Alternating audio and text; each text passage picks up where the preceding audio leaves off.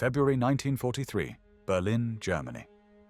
The German people, worn down by years of war, are desperate for hope, strength, and victory.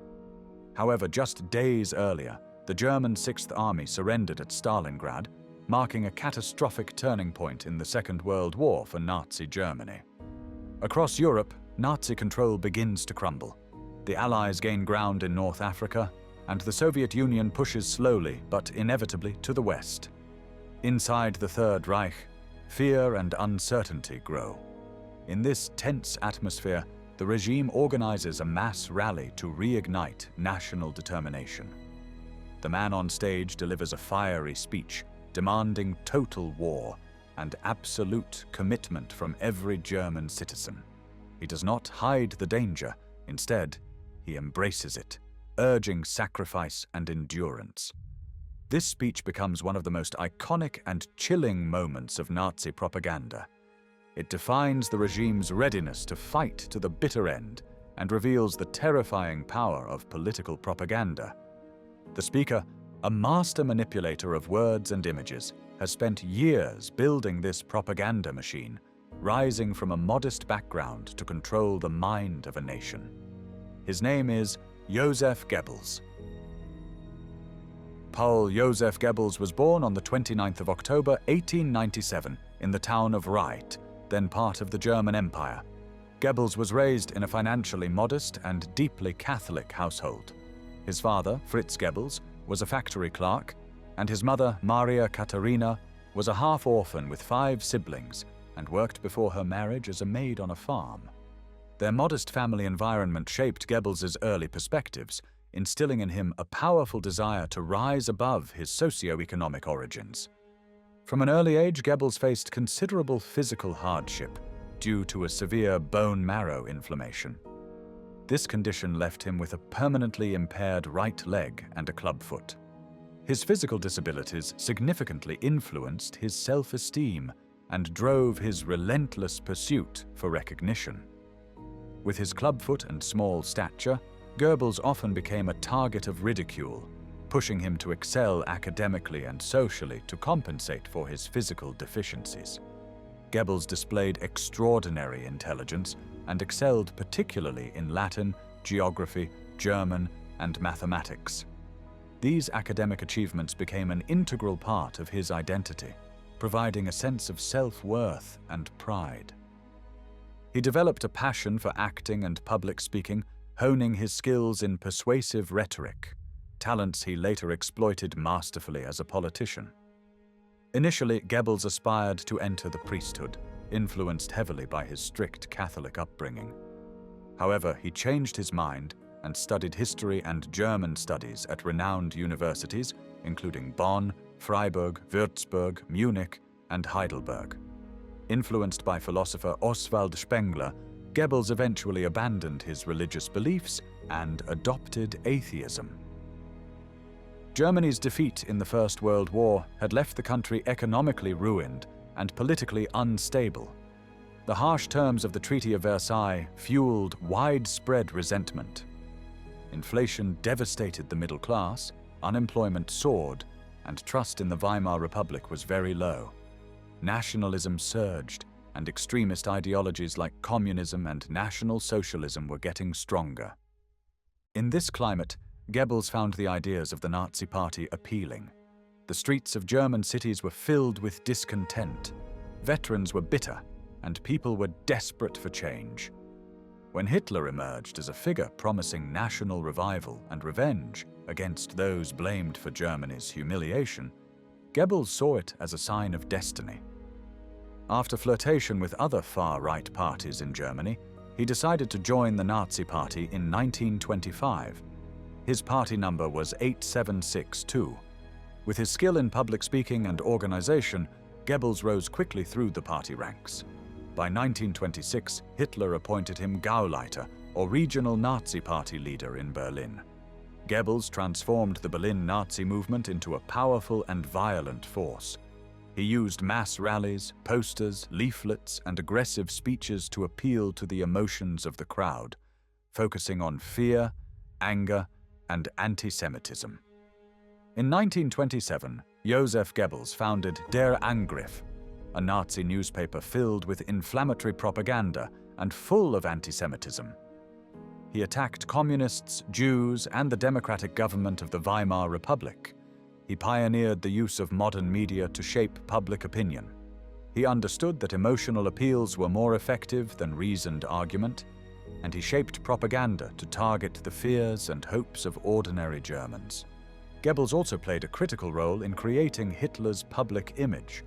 He presented Hitler as Germany's redeemer, a messiah who would restore national pride and strength. Using radio, cinema, literature, and the press, he ensured that Nazi ideology was everywhere. After Hitler was appointed Chancellor in January 1933, Goebbels became Minister for Public Enlightenment and Propaganda. His job was to control all forms of media, ensuring that they served the goals of the Nazi regime. He organized the infamous book burnings of 1933 and purged Jewish and anti-fascist artists, writers, and intellectuals from cultural institutions. Goebbels used every available tool to shape public perception. He understood propaganda not merely as information, but as an art of control, one that could infiltrate everyday life. The Nazi worldview also impacted Goebbels's romantic life. This was characterized by intense and often turbulent relationships. His early relationship with Anke Stahlhelm, a wealthy law student, was passionately pursued but strongly opposed by her family. Another significant romantic involvement was with Else Janke, a teacher of partial Jewish heritage. Though deeply attached to her, Goebbels's increasingly anti-Semitic views led to the dissolution of their relationship. He ended the relationship at the end of 1926, when he became Gauleiter of Berlin. This breakup marked a definitive ideological turning point. He began to embrace not only Hitler's politics, but the entire mythos of Aryan superiority. Personal emotion gave way to ideological loyalty. In December 1931, Goebbels had married Magda. She was a glamorous and devoted Nazi, previously married to an industrialist, Günther Quandt. Goebbels's wedding was a public affair, attended by Hitler as best man.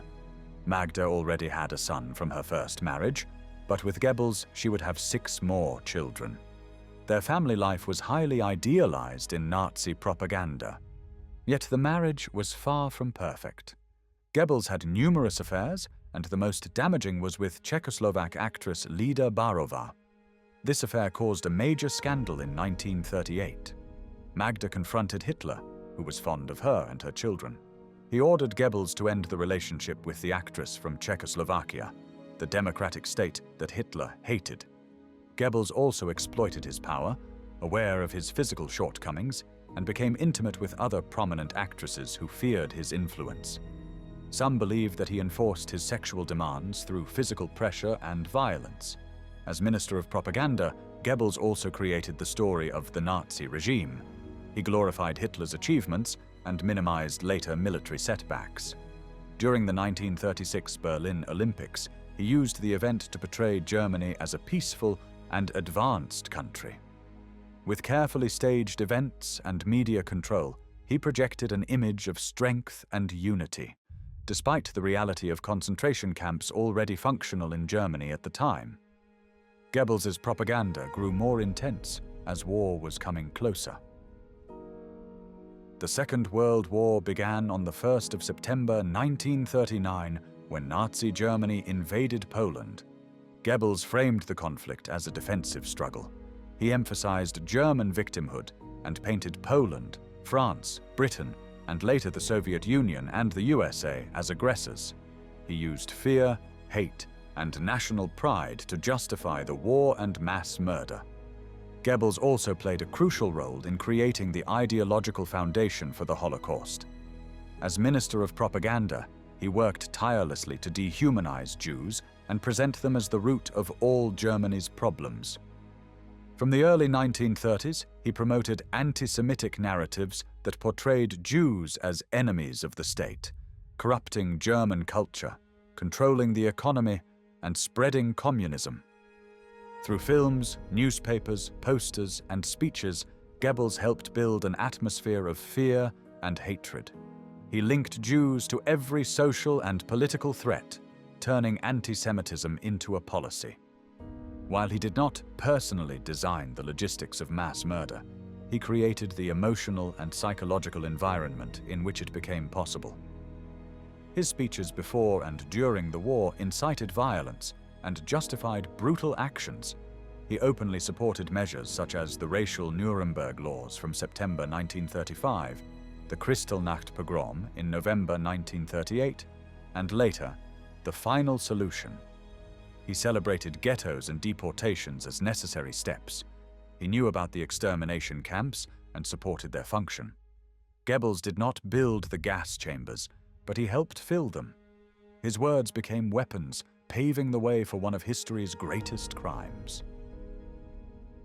As the Second World War dragged on and Germany's situation grew increasingly desperate, Goebbels became even more radical in both rhetoric and action. Faced with military setbacks on all fronts, he intensified his demands for national sacrifice. He believed that survival required not only military strength, but also psychological unity. His infamous total war speech, delivered at the Berlin Sportpalast in February 1943, was one of his most heated speeches. In it, Goebbels called for absolute commitment from every German citizen, insisting that only through a complete, unwavering dedication to the war effort could Nazi Germany achieve victory. He framed the struggle not merely as a military conflict, but as a civilizational battle for the survival of Germany itself.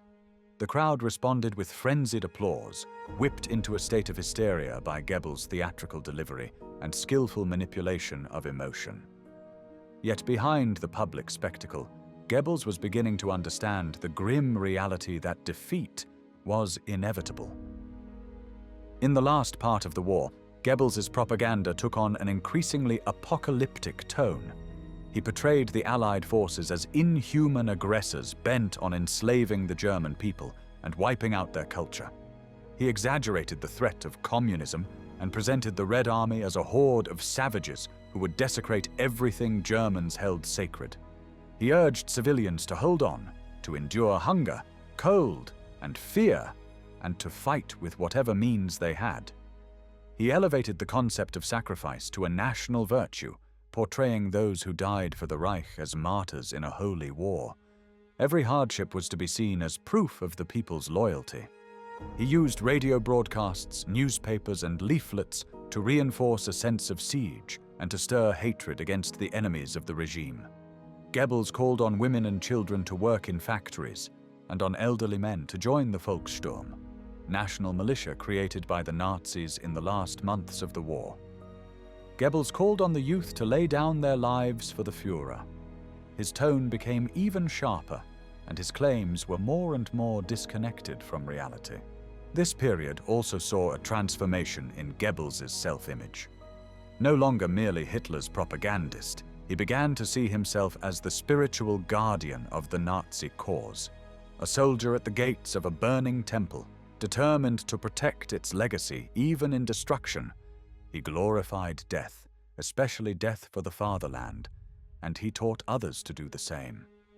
His speeches turned to themes of martyrdom, of enduring pain and ruin for the sake of a greater dream. He was no longer selling a future, he was justifying an ending in flames. The logic of propaganda had shifted, from persuasion to ritual, from politics to myth. By spring 1945, Germany was in ruins. Allied bombings had devastated cities, the economy had collapsed, and millions were dead. As the Red Army was closing in on Berlin, Goebbels with his wife and children moved into the Führerbunker, Hitler's last place of defense. As Hitler's inner circle prepared for the end, Goebbels refused to flee. On the 30th of April 1945, Hitler committed suicide.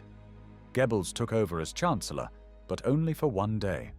He and his wife Magda decided they would not live in a world without Nazism and Adolf Hitler.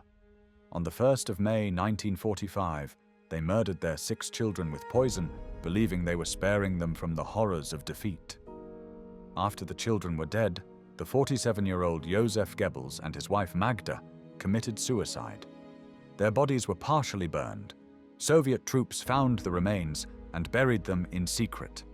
Later, their bodies were cremated and their ashes were scattered, denying any grave for Nazi sympathizers, to honor these fanatical Nazis in the future. Goebbels left behind a legacy of manipulation and cruelty. He demonstrated how propaganda can distort truth and destroy lives. His ability to inspire hatred and justify atrocities helped fuel the Holocaust and prolonged the war. He used intellect and charisma not for good, but for destruction. His relationship with Magda and their final act, killing their own children, symbolizes the moral collapse of Nazi ideology.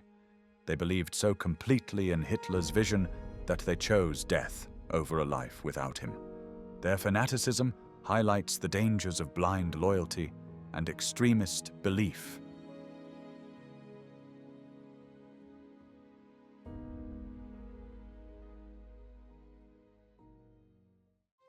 Thanks for watching the World History Channel. Be sure to like and subscribe and click the bell notification icon so you don't miss our next episodes. We thank you, and we'll see you next time on the channel.